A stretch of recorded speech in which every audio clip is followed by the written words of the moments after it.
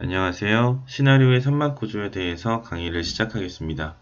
먼저 강의 순서는 시나리오의 산막구조에 대한 이론 강의, 그리고 단편영화 손님을 감상하고 직접 여러분이 산막구조를 분석해보는 시간을 갖도록 하겠습니다.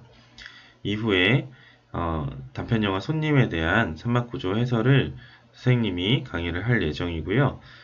드라마 나빌레라의 산막구조 해설, 그 다음 드라마 나빌레라의 전체 줄거리 안내까지 순차적으로 이루어지도록 하겠습니다. 먼저 시나리오의 산막구조의 이론 강의를 들은 후에 여러분들은 단편영화 손님을 감상하고 활동지를 통해서 산막구조 분석을 직접 해보시기 바랍니다. 자, 시나리오의 산막구조에 대해서 강의를 시작하겠습니다.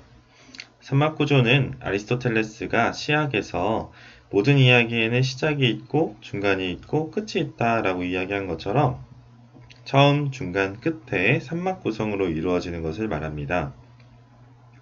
할리우드의 가장 유명한 각본가인 시드필드는 시나리오란 무엇인가 라는 저서에서 시작, 중간, 끝, 액트 1, 액트 2, 액트 3의 산막 구조를 도식화해서 제시했습니다. 상업용 영화 같은 경우에는 2시간가량의 분량을 가지게 되는데요. 액트 1은 그 4분의 1 지점인 한 30페이지 정도, 액트 2는 절반 정도의 가량의 분량인 30에서 90페이지까지 60페이지 정도, 액트 3는 역시 4분의 1 정도의 분량인 90에서 120페이지까지의 30페이지 정도를 기본적인 분량으로 제시를 하고 있습니다. 그리고 이 페이지 한 장당 영상으로 촬영하게 되면 1분 정도의 영상이 나온다고 하는데요. 그래서 120페이지 가량의 시나리오를 쓰면 120분 분량, 2시간 가량의 영화가 제작된다고 합니다. 물론 감독이나 각본가의 의도에 따라서 액트 1, 액트 2, 액트 3의 분량은 조절이 될 수가 있고요. 전체적인 영화의 분량도 조절이 될 수가 있습니다. 그런데 이제 2시간 8분 정도가 가장 대중적인 상업 영화였다고 합니다. 과거에는. 그런데 이제 조금 더 시간이 지나면서 이 전체적인 분량은 조금씩 짧아지는 추세라고 하고 있습니다. 그러면 액트 1, 1막에 대한 설명을 시작하도록 하겠습니다. 액트 1에서는 일종의 이제 앞으로 본격적으로 전개될 이야기를 설정하는 도입부라고 할 수가 있습니다. 그래서 이야기의 배경이 되는 장소, 시대 이런 것들이 소개가 되고 중심 갈등의 씨앗이 되는 상황이 보여야 합니다. 무엇보다도 주인공이 등장해서 그가 하고자 하는 행위, 일종의 욕망이 무엇인지를 어느 정도 암시할 수 있어야 합니다. 우리는 이것을 주인공의 극적 요구라고 하는데요. 이 극적인 요구가 어떻게 전개되어 나갈 것인지를 어느 정도 암시할 수 있는 포인트가 필요하고요. 그것을 우리는 선동적 사건이라고 이야기를 합니다. 물론 이제 선동적 사건을 이 플롯 포인트 1, 구성점 1이라고 이야기를 하기도 하는데 분리되어서 제시가 되어 있기도 합니다. 그래서 이 구성점이라고 하는 개념에 대해서 좀 더 설명을 해보면요.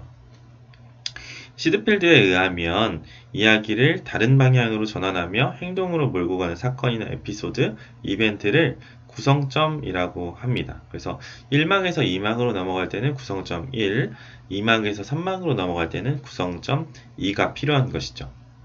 또 다른 설명으로는 이 1막에서 사건의 발단이 이루어지는 지점을 선동적 사건이라고 합니다. 그래서 아까 이야기한 것처럼 장편 영화 같은 경우에는 이 선동적 사건과 구성점 1이 분리되어 나타날 수도 있지만 단편 영화의 경우에는 같이 이 선동적 사건과 구성점 1이 함께 나타나는 경우들이 많이 있습니다. 여러분이 이제 앞으로 감상해야 될 손님이라는 단편 영화에 대한 해설도 적어두긴 했는데요. 실제로 여러분들이 좀 감상을 한 이후에 다시 읽어보기를 바라는 마음으로 이번에는 그 반지의 제왕을 예로 들어서 설명을 한번 해보도록 하겠습니다. 여러분이 반지의 제왕 시리즈를 봤는지는 모르겠지만 워낙 유명한 영화다 보니 한 번쯤은 접해봤을 거라는 생각이 드는데 일단은 설명을 해보도록 하겠습니다. 반지의 제왕 반지원정대, 즉 반지의 제왕 1편에 의하면 그 맨 앞부분에 간달프라는 마법사가 샤이어라는 그 호빗 마을에 도착을 하게 되고요. 거기에서 이제 빌보 베긴스, 프로도, 샘과 같은 여러 호빗들의 이야기가 나타나고 이 절대 반지의 그 특성과 위험성에 대해서 경고를 하는 부분이 앞부분에 등장하게 됩니다. 그래서 이 1막에서는 그 반지 원정대가 필요한 당위성에 대해서 설명하는 부분이 나타나게 되는 것이죠. 그리고 이제 구성점 1 같은 경우에는 반지 원정대가 실제로 구성이 되어서 프로도와 샘이 샤이어를 떠나서 중간계를 통과하는 그런 모험을 시작하는 순간이라고 할 수가 있겠습니다. 그 다음으로 액트 2, 2막에 대해서 설명을 해보도록 하겠습니다. 2막은 본격적인 갈등이 전개되는 지점이라고 할 수가 있는데요. 중심 갈등이 이어지면서 도입부에서 예고된 갈등이 더욱 다양한 갈등을 유발하면서 전개가 됩니다. 장편 영화나 드라마의 경우에는 메인 플롯 외에도 서브 플롯들이 등장하면서 사건이 복잡하게 전개되는 지점이라고 할 수가 있겠습니다. 그리고 우리가 그 적대자라는 개념을 설정해 볼 수가 있는데요. 주인공의 극적 요구를 방해하는 장애물, 그리고 그 장애물을 가지고 있는 어떤 대상이라고 할까요? 그것을 우리가 적대자라고 설정을 하고요. 안타고니스트라는 용어를 사용하기도 합니다. 또는 이제 여러분이 많이 보는 또는 봤던 할리우드 영화나 어떤 그 SF 영화 같은 경우에는 이제 빌런이라고 해야 될까요? 그런 어떤 가장 강력한 적이 나오는 경우를 우리가 적대자라고 할 수가 있겠습니다. 그래서 이 과정에서 주인공의 적대자와 장애물을 설정하고 그동안 감춰졌던 비밀이 드러나게 하면서 이야기를 전개해야 우리는 더 큰 재미를 얻을 수가 있습니다. 주인공에게 닥치는 갈등과 장애물은 이 극갈래에서는 굉장히 중요한 요소라고 할 수가 있는데요. 반지원정대의 예를 다시 얘기해보면 이 반지원정대가 중간계로 떠나면서 여러 그 오크라든지 다른 그 반지원정대를 방해하는 여러 가지 장애물들을 하나씩 극복해 나가는 그런 순간들이 제 2막에서 주로 보여주고자 하는 내용들이라고 할 수가 있습니다. 이 장애물은 전개 과정에서 주인공을 위기에 빠뜨리는 역할을 하고요. 그런 강력한 장애물일수록 주인공의 영웅적인 행위는 더 빛나게 될 수가 있습니다. 그런데 이 갈등이 계속해서 제시가 되더라도 비슷한 사건이 계속 반복되면 재미가 없을 수가 있어요. 그래서 이야기의 흐름이나 분위기를 극적으로 바꿔줄 만한 지점이 필요한데 그것을 우리는 미드포인트라고 합니다. 미드포인트는 이제 중간점이라고도 이야기를 하는데요. 보통 이제 플롯의 중반부에 제시가 되기 때문에 그렇습니다. 그래서 그 전개 중반부에 플롯의 구조 방향을 정하고 액션의 흐름을 변화시켜서 더욱더 이제 상승 행동으로 나가게 하는 그런 지점이라고 할 수가 있습니다. 또 이제 그 미드 포인트 이후에 또 하나의 플롯 포인트, 구성점이 나타날 수가 있는데요. 이것은 갈등 해결 단계, 3막으로 넘어가고자 하는 그런 단계를 보여주는 지점입니다.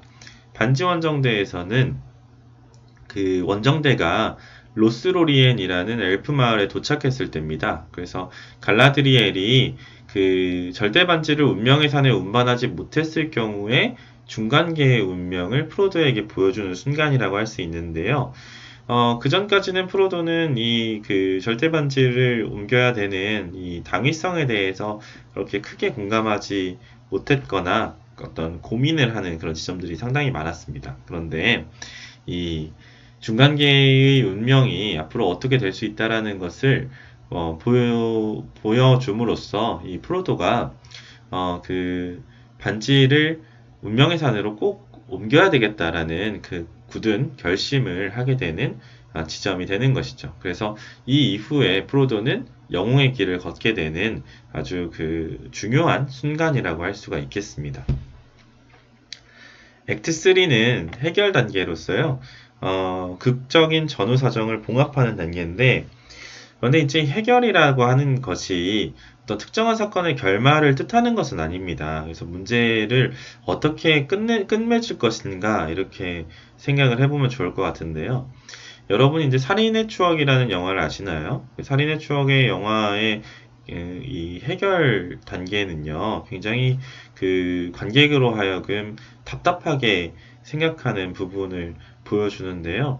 사건이 절대로 이렇게 어떤 결말이 나타나진 않습니다. 그러니까 살인범이나 어떤 그 범인이 잡히는 것이 아니고 또 이제 그 사건의 그 후일담 같은 게 나타나는 것도 아니거든요. 그렇지만 영화로 제작될 수 있는 것은 이 해결 단계라고 하는 것이 어떤 사건의 결말을 의미하거나 그것이 어떤 식으로 마무리가 되었다라는 것을 보여주는 단계는 아니라는 것이죠. 그래서 물론 이제 감독이나 연출자, 이 시나리오 작가의 의도에 따라서 제시가 되겠지만 우리가 한 가지는 꼭 짚고 넘어가야 할 수 있겠습니다. 그런데 이제 크라이시스 포인트에 대해서 더 설명을 해보면요.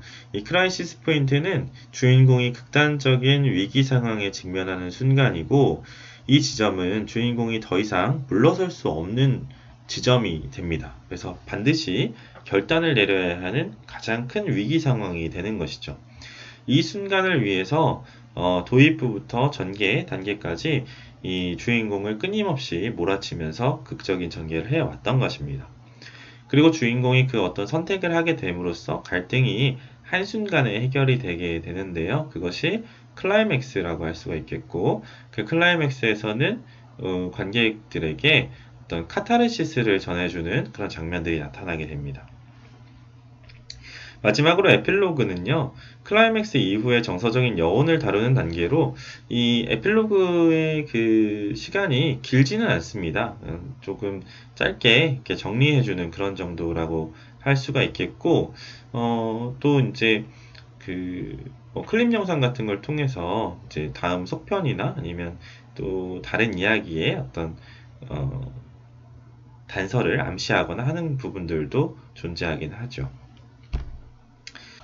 자, 그러면 이 삼막 구조를 도표화 시켜 놓은 이 표를 가지고 다시 한번 정리를 해보도록 하겠습니다.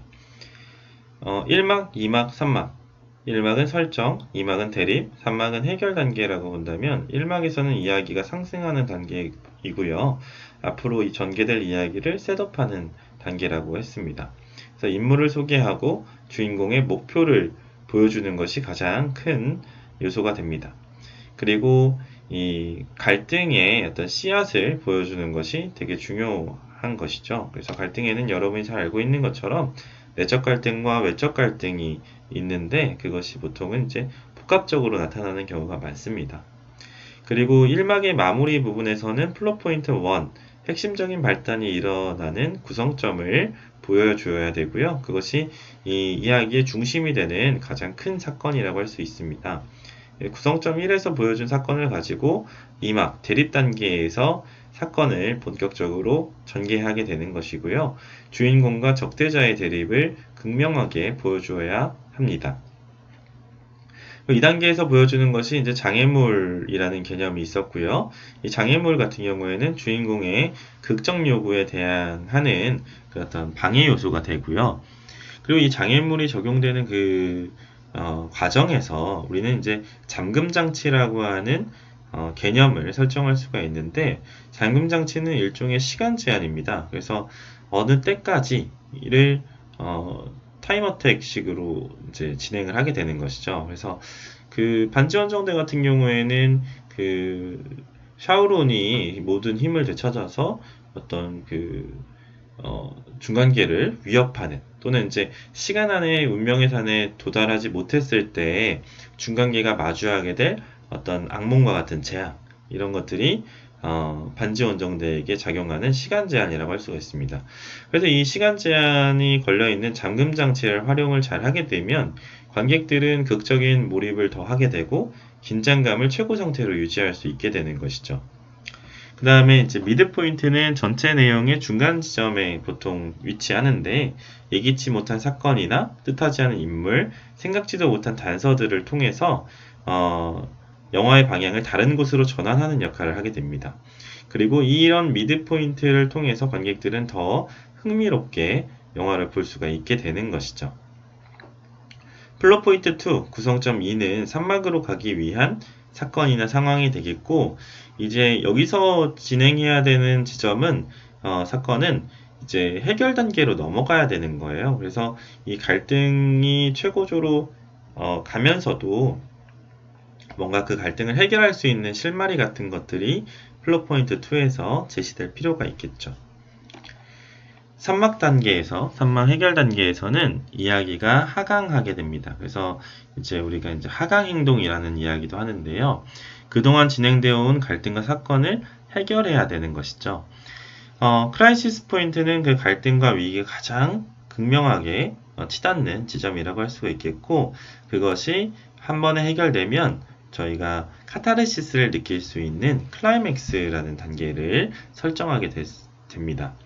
카타르시스는 여기 설명이 된 것처럼 어떤 사건을 통해서 마음이 정화되고 쾌감을 느끼는 일이고, 일종의 감정이 정화되는 단계라고 할 수가 있습니다. 그래서 이 관객들은 주인공의 행동과 갈등이 해결되는 과정을 보면서 짜릿한 전율을 느끼게 되는 것이죠.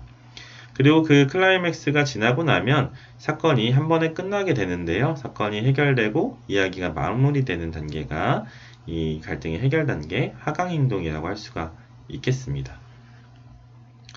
자, 그러면 그 온라인 클립 영상으로 올려준 링크를 통해서 단편 영화 손님을 감상을 하고요. 단편 영화 손님에 대한 산막구조 활동지를 한번 작성을 해보셨으면 좋겠습니다. 산막구조 활동지는 그림으로 제시를 했는데요. 여기 나와 있는